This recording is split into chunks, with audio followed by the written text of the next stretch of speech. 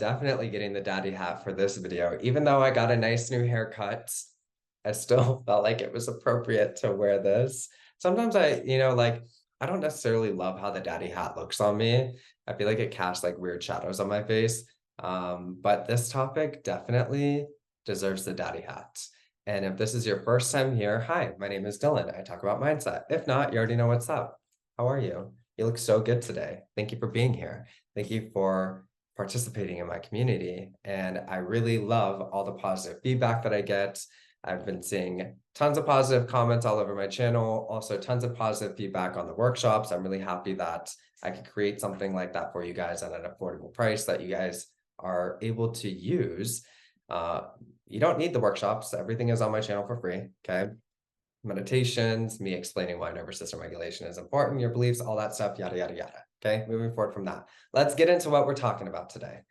Okay, not only are you chosen, but you do the choosing. Why do I think this is important? And I think there's a fine line with this and how it could be attractive and unattractive, right? When you're genuinely self-recognized and you you bring a lot to a relationship, meaning you're willing to give the same level of consistency, love, communication, support that you want from another person, right? You're not just expecting everything and then just like sitting back, treating somebody like crap, okay? When you have realistic expectations in a relationship, then I think it's really easy to apply what I'm talking about here. Because I do think that in a relationship, yeah, if you want a loving, supportive relationship, you also need to be loving and supporting that as well too, right?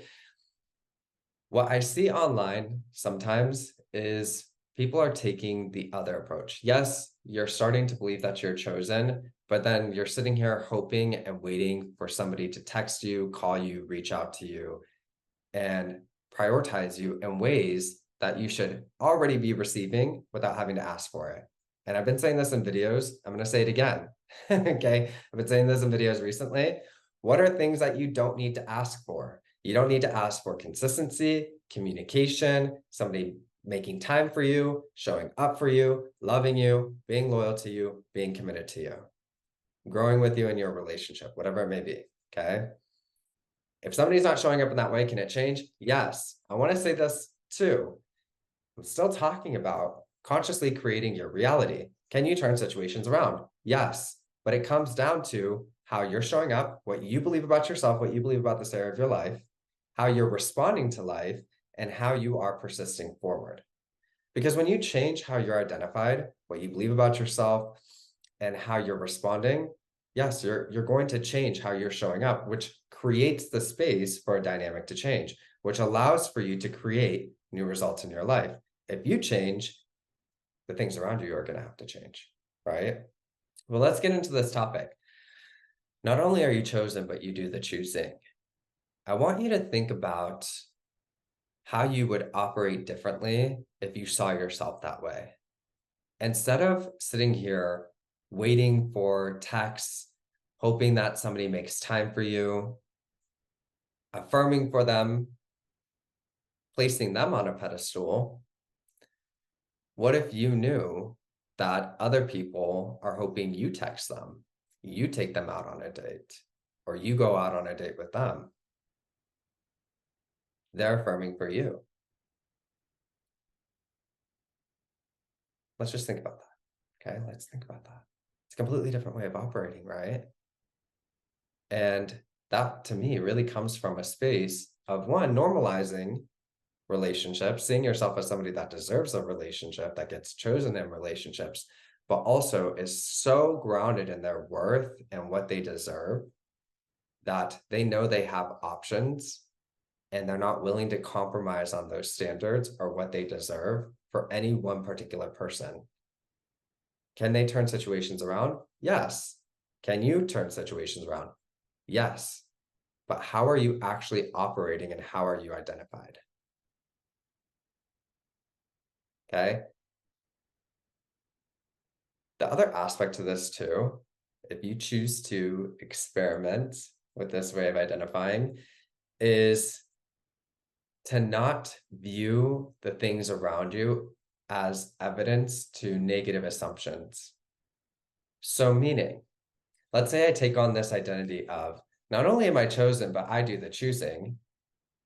If somebody shows up in undesirable ways, I'm not going to go in the direction of, oh my gosh, I do the choosing. This is not what I want. I keep getting what I don't want. I have to focus on all these other things. It's not happening. No. Okay. What I'm saying is, I'm chosen. I do the choosing. People show up for me properly. I don't have to wait for anything. So if you're not showing up properly in this moment, I don't need to wait for you to recognize who I am and what I deserve. I'm going to recognize who I am and what I deserve. I'll respond to this maturely, or I won't even respond to it at all.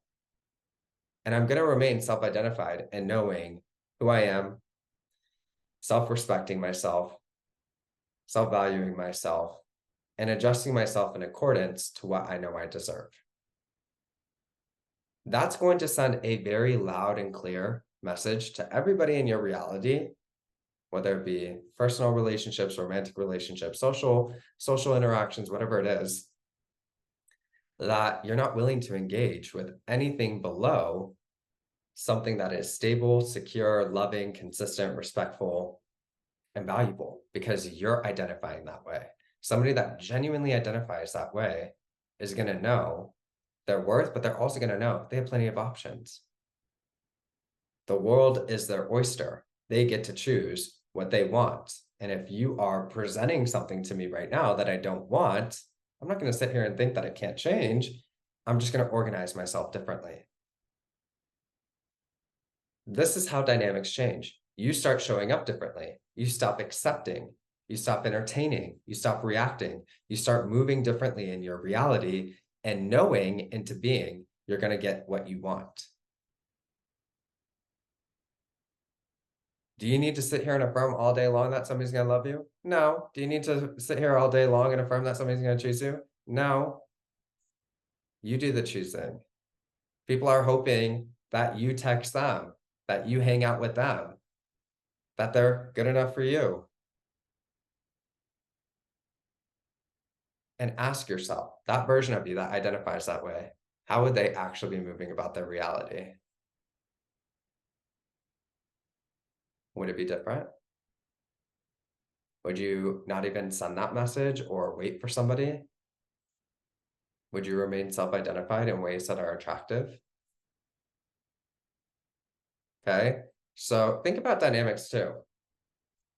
There's somebody that knows that they are chosen, right? That they do the choosing, and somebody that doesn't necessarily know that. Which side of the scope are you taking?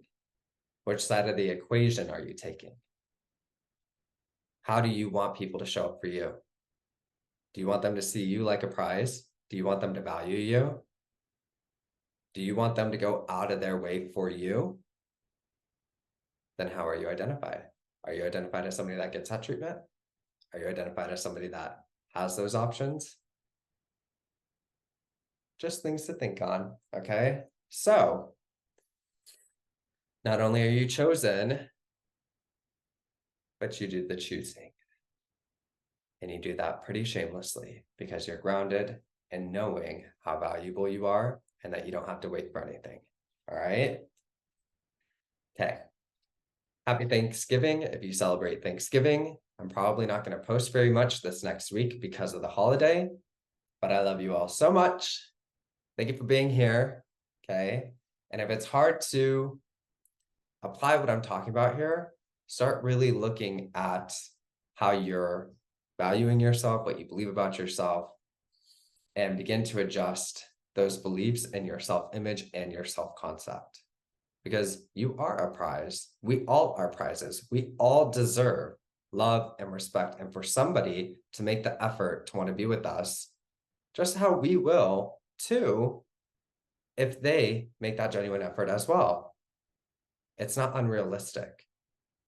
But sometimes you got to really change in how you're operating and how you're identified to be able to create a dynamic like that.